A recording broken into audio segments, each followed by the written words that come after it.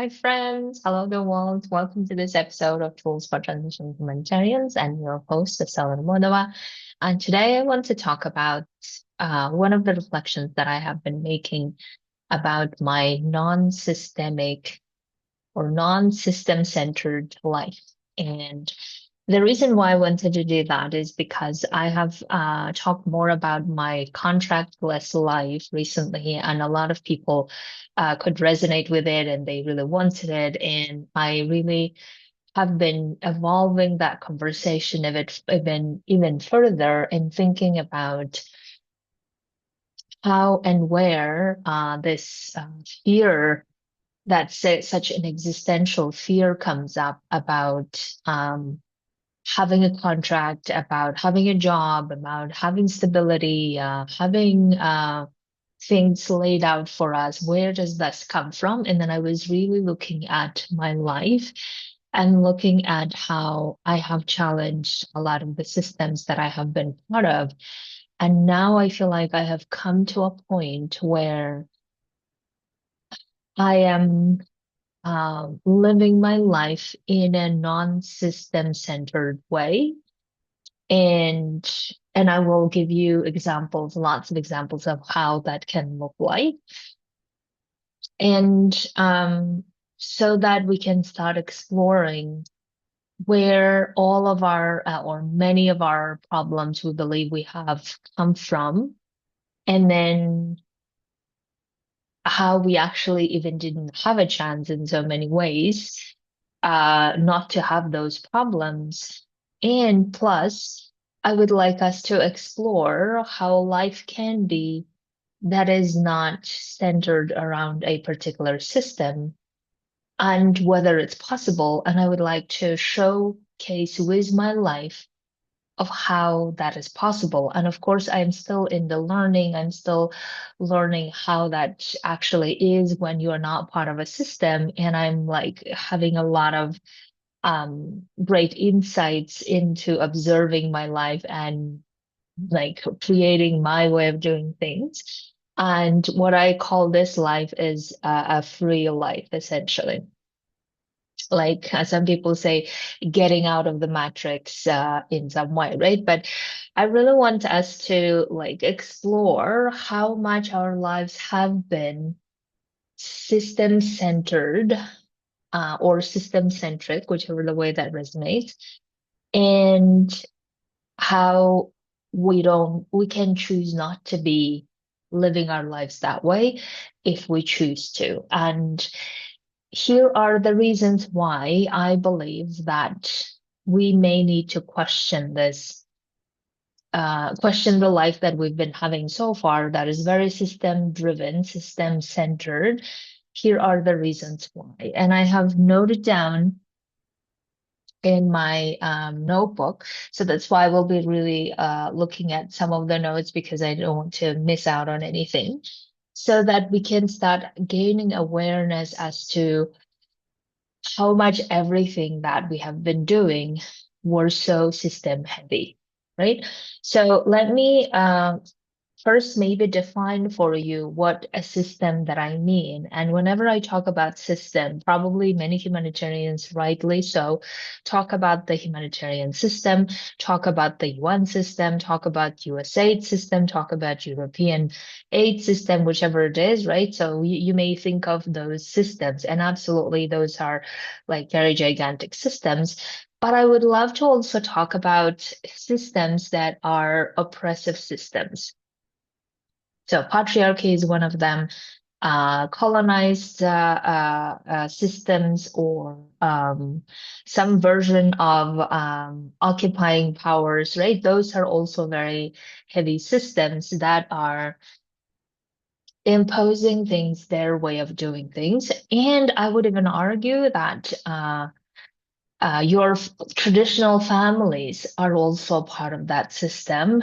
And the way that you know that this is a system that is imposing something on you is these are the ways that you will know it. And of course, this is not an exhaustive list, but I just find it so fascinating that to know them or to easily detect them, is a system essentially is an organized, structured, hierarchical, oftentimes or most of the times, um, uh, uh, yeah, or entity, if you call it, yes, entity, and that imposes their own rules, our own way of doing things, their own value systems, principles, right? It imposes.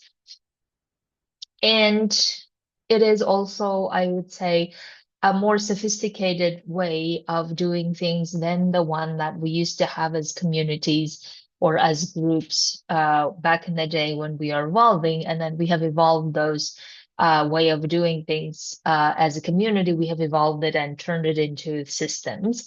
And that's what we have been like trained to be part of it, or we have been told this is how things should be done. And even school systems are also systems, right?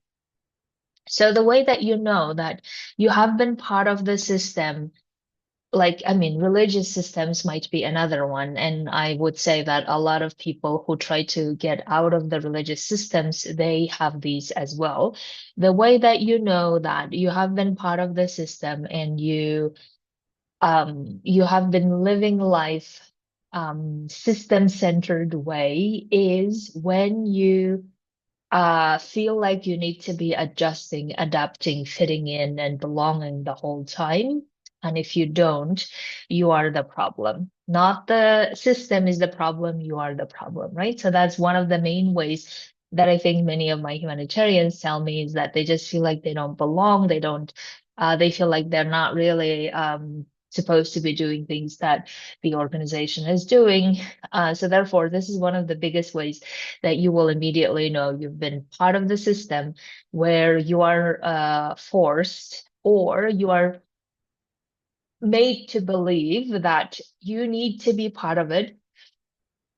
Excuse me. You need to belong. You need to learn how to belong. You need to learn how to adjust and adapt. You need to learn how to fit in. You need to know how to make the system happy, how to make it happy so that you are successful in life. And if you don't do that, you are um, wrong person, or you are a troublemaker. You are someone who shouldn't be or who should be ashamed of themselves or feel guilty, who should be trying harder, who should be worthy of the system's trust, who should be dignified to receive system support type of thing, right? So that's one of the biggest ways that you learn that you have been living a system-centered life. Another practical way that I think many of us can relate to is that we have been living system-centered life is that we wake up in the morning, like starting from, I don't know, 5 years old, 6 years old. In my case, it was 6 years old. And you are supposed to get up, whether it's dark or whatever, and have your breakfast and then go to school and do the things that the teachers told you, be part of that system and learn how to adjust to it. And especially in the beginning, you have no clue what's going on as a child, right? But you are forced to fit into that system. You are forced to learn how to do things. And then you are forced to also be shown that this is the right way of doing things, this is the wrong way of doing things. And this is how you can't fail. This is how you fail. And if you fail, you are not that intelligent or you are not that this and this. And what we have then done is that as we grew up and became adults, what we have done is we have put our children into the system as well. And then we just kept cycling through that life that way.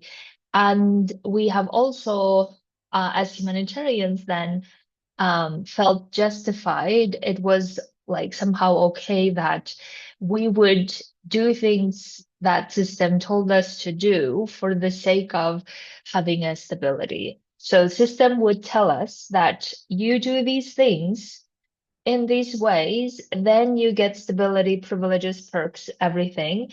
But if you don't do them, then you fail. You become the person who is not good at doing things. You are not a professional. You are not this. You're not that. And then makes you so ostracized that you then feel like, no, no, no, that's not how I want to be seen. That's not how I want to live my life, and I want those perks and payments and all the other things. So therefore, let me be part of it. But the part that gets so fascinating to me is the part where system makes you wrong for not taking their identity. And I think that is something that I have seen not only in my humanitarian identity being part of UN, but I have seen it even before when I was part of a group in Kyrgyzstan who did not speak Russian, who was not part of the elite group, right? And when I became to university in my nearby town, what they then made me feel that you don't belong, you don't have the identity of someone who were raised to speak Russian. Therefore, you are wrong as a human, and everyone else who speaks Russian is rewarded and they're right. Right. And that identity piece is such a fascinating thing to me because what then you make that mean is that, oh, in order for me to be successful in life, or in order for me to do things that I really want to, I need to belong to that group so that I can do the things that I want to. Uh, and like feel such urge to take over their identity as soon as possible and showcase in so many different ways how I have taken that identity to a point that it makes it feels wrong or not cool or not nice if I don't demonstrate it all of the time. And let me give you a concrete example on this is that I used to at some point hide where I come from back in the day. And of course, this was when I was very young, right? But I used to hide where I come from. I used to hide that I was educated in Kyrgyz. I used to showcase all the ways how I'm very good at Russian and speak to other fellow Kyrgyz people in Russian so that I can like what is the word? Brag. Yes, brag how I am very good at Russian and how I am now part of an elite in some way that I am more I don't know, evolved. Yes, maybe that's even like the better way of explaining. How somehow I was more evolved speaking it and I realized that if I didn't do those things, then as if I would feel I'm not worthy. I would feel I'm not intelligent enough. I'm not evolved enough. And that's why if I take over the identity that everyone else finds it cool, which is part of the system's identity, right? If I don't do that, then I will feel bad about myself. I will feel not worthy as a human, not dignified as a human. So therefore, I need to keep demonstrating that I actually know I have learned it, I have taken over the identity and all of these things. Right. So this is the example of how system-centered life can look like, where you feel wrong for not having taken the system's identity that it's giving to you, and instead makes you feel like you don't have a choice but to belong and take over the identity. Now, and the same goes for the humanitarian identity, right? And this is again from my own example, is that the system makes you feel that if you leave it, you will not make it in the outside world. And that's also the fascinating part is that when I was leaving the UN, right, a lot of people were telling me, well, can you really make it? And how can you? And You probably can't. What if you will come back and you will be ashamed? So, in other words, the system makes you feel that you are so much part of this identity. You have taken over the identity to a point that you are in competition with other people as to how great you are at this identity, and it keeps rewarding you and getting you to the higher level in the hierarchy, right? You get in competition with other people as to how great you know their stuff and how great you support the system instead of being in the competition for doing good. And I love that because some fellow Kyrgyz people are doing some amazing work, and they were telling that let us be in competition for doing something good for other people rather than being in competition for the sake of being in competition, right? And I really love this concept. So therefore, I'm using it to say that whenever we keep supporting the system, what we then end up doing is we end up competing to excel at showcasing our identities as part of that system, showcasing how well we know the system, showcasing how well we know what is right and what is wrong within the system, rather than competing for how well we can deliver that assistance that we want to, how well we want to structure it in a way or efficient in a way that serves the most people or serves the people in the most deeper way. And that is, I find, very, very troubling, right? So that's why the system makes you not only feel wrong for not taking the identity, but also make sure that you know subconsciously at the level that you can't even control anymore, right? You know subconsciously at the level where you can't live without it. Like if you live, you can't live without it. And you better think many, many times over before making a decision to leave. And that's also the patriarchal system does the same. And that's a fascinating part to me. It's like I can't believe like how patriarchal systems and other very sophisticated systems, including humanitarian systems, sophisticated in the sense of how like profoundly established systems, how they make you feel wrong for wanting to leave and feel wrong for wanting to do things the way you want to do and make you feel wrong or make you feel like you can't live without it if you leave, and therefore divorce is seen in my culture, and I'm sure in many other cultures, is seen something so heavy and burdensome on women because they feel like they should be ashamed of doing this. They should be ashamed of not wanting to live with a husband who is violent or who is emotionally violent.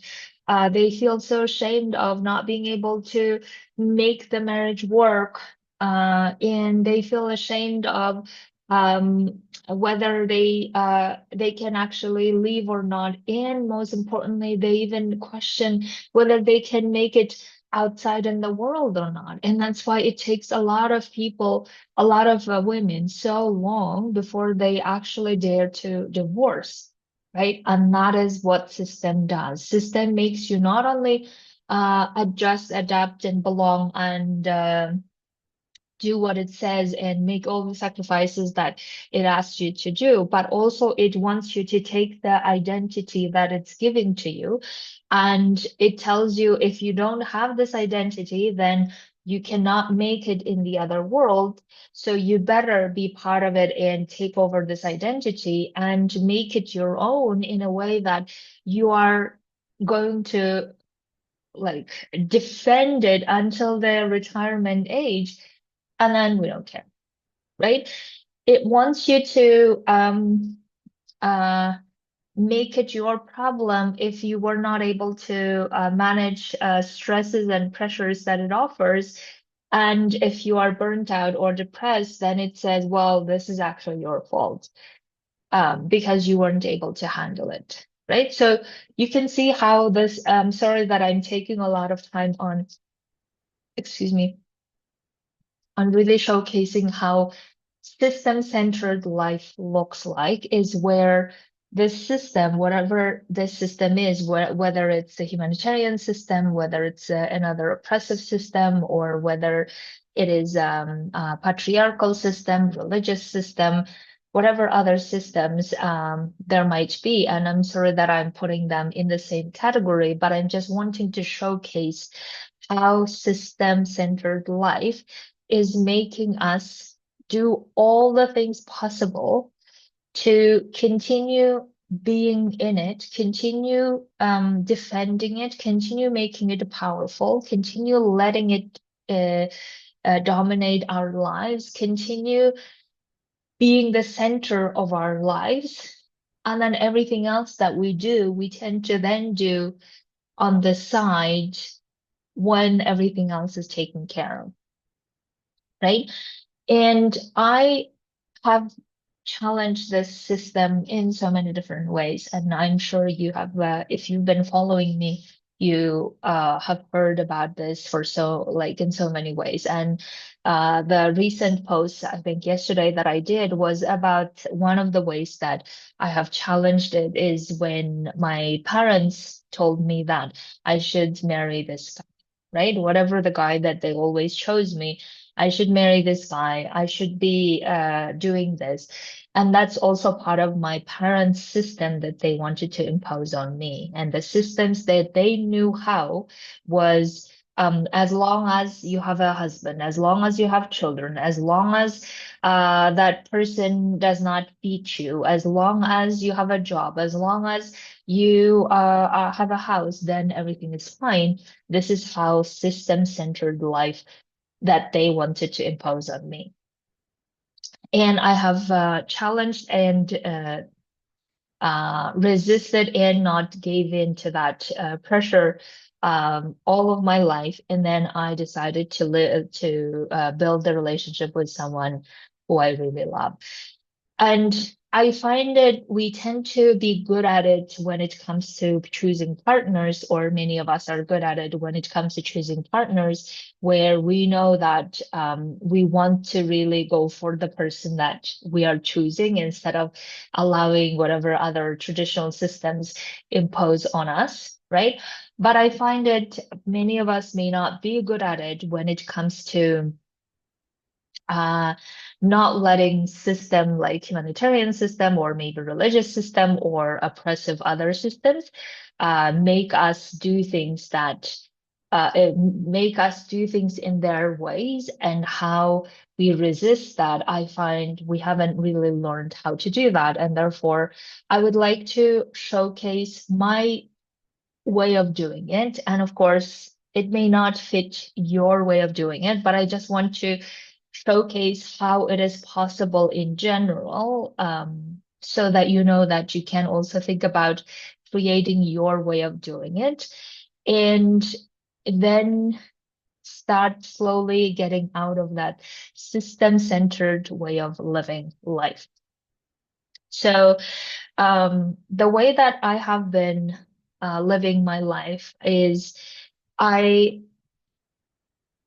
I think it has been now quite a few years, especially after I have transitioned out of the UN, after I have worked through my identity of I can live without UN, I can do whatever I want without UN, I can be successful living my life the way I want to without UN. I have worked through all of those identity topics, and therefore the way that maybe if I make it very concrete on day to day so that you can relate to it maybe even more completely, and then I will go more into the identity piece. Day to day, the way that my life looks like is the only fixed things in my life currently are my meetings with my clients, my humanitarian clients that I want to support to live the life that they really want to, right? That is the only fixed things in my calendar. Everything else I do based on how I want to do things, meaning that I wake up very late usually. I also don't pressure myself to doing anything that I have to. I don't have anything I have to. In fact, I know that if I feel pressured, stressed out, or I have to do hard work and all of these things. If I do those things, then I don't really enjoy doing what I love. And instead, I just end up doing things and feeling mechanical. And I don't want things to be mechanical, right? So therefore, whenever I wake up, I then have a long breakfast. Usually, I of course take shower and then have breakfast, right? And then so I don't even put alarms. Sometimes I put alarms if my sessions are a bit early, but usually I tend not to. And then I have my day where I coach myself, whether it's in a restaurant or at home. I sometimes work from restaurants, and I love doing that. And then I get my coaching myself and meditating and getting all of my creativity out. And then I start working on those creative things, whatever they might be. I may even spend the whole morning working on those creative ideas. I did that yesterday. I was in a cafe, sitting there from the morning until, I don't know, 1 o'clock or something, just working on my ideas, creative ideas. And even not for the sake of doing something with it, but for the sake of thinking and reflecting and loving that process, right? And then I post things that I find very like it fuels me in a way to share this with other people. I post or I do these type of videos where I have really thought something through, and then I want to share this with the world so they see that what if there are other ways to doing things, right?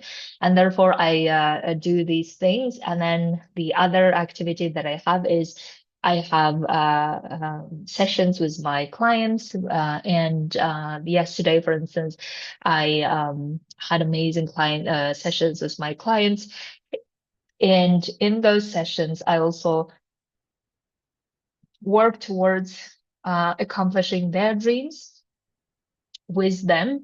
And because we're both so fully in on accomplishing those dreams or going for those dreams, therefore it just feels so good to be doing that with those people, right? And I also get to work on the impact and on the results that we want to create. And yeah, and then in the evening, I spend time with my loved ones. I've been spending a lot of times with my mom and sister and their children. And at home, I do that with my husband. And I do that also throughout the day here because I work from home.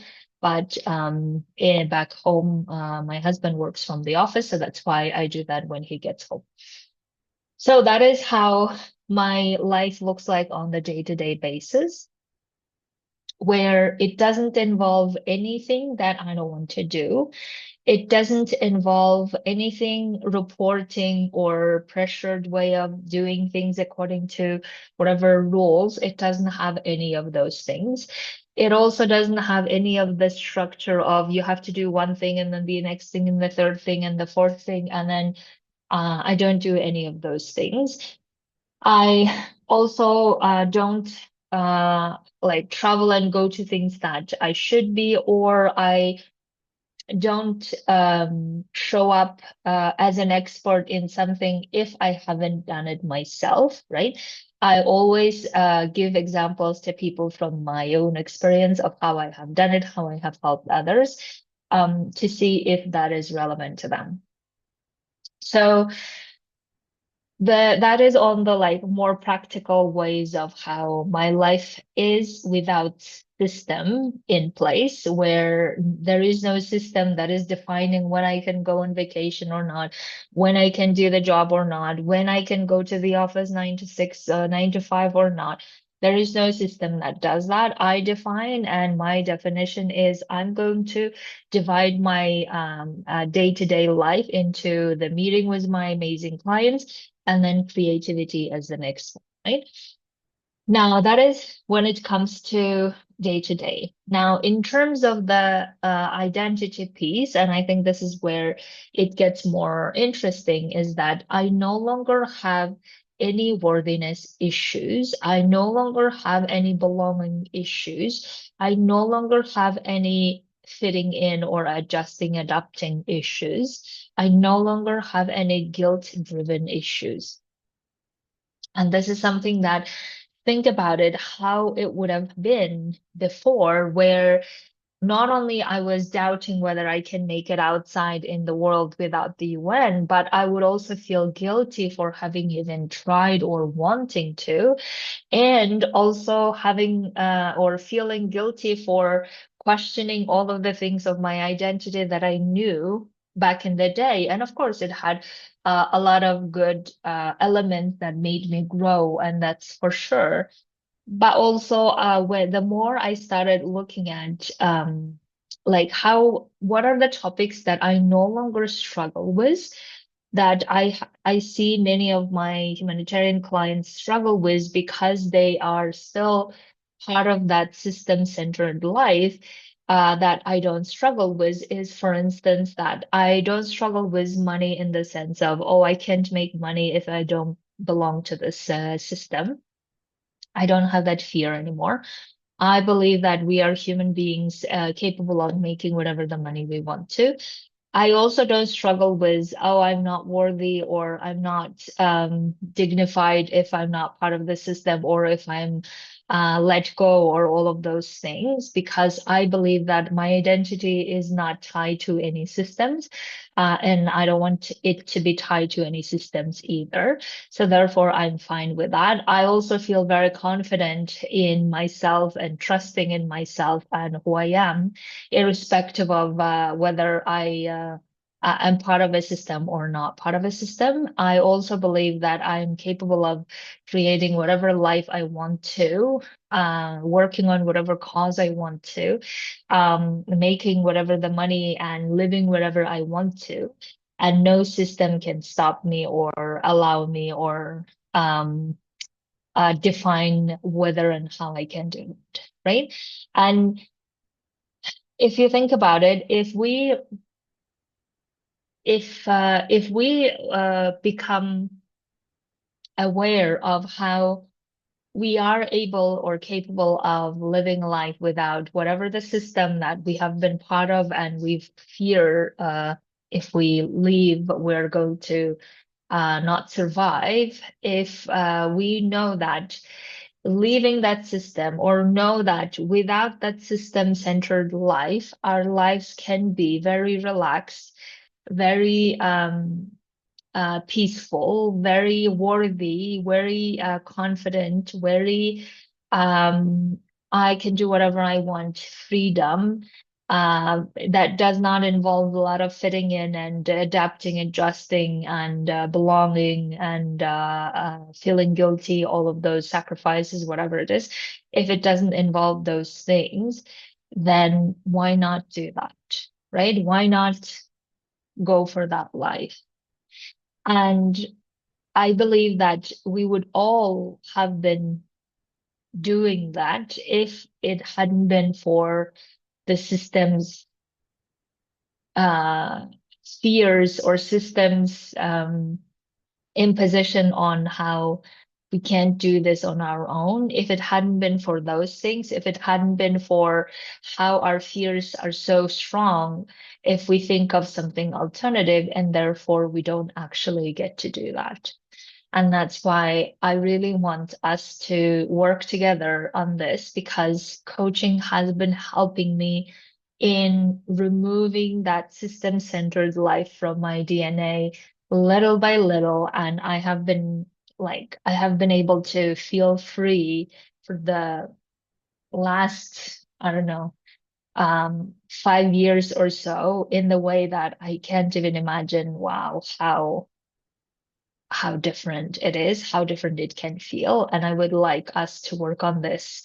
If you feel like, yes, it's time now for me to really question the way that I have been doing things, really question the way I have been trying to belong, the way I have been trying to avoid feeling a troublemaker, where I have been feeling like I really want to do something else, but at the same time fearing that oh my God, this is really my identity.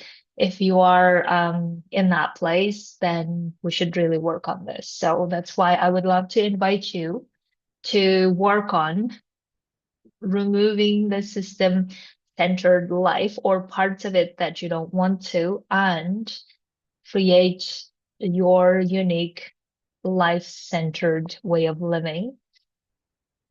And I would like to help you get there.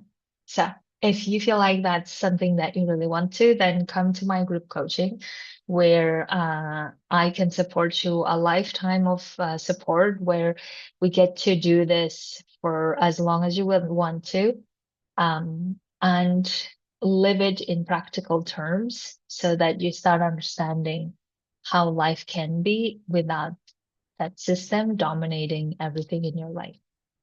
Have a beautiful week and talk to you very soon. Bye.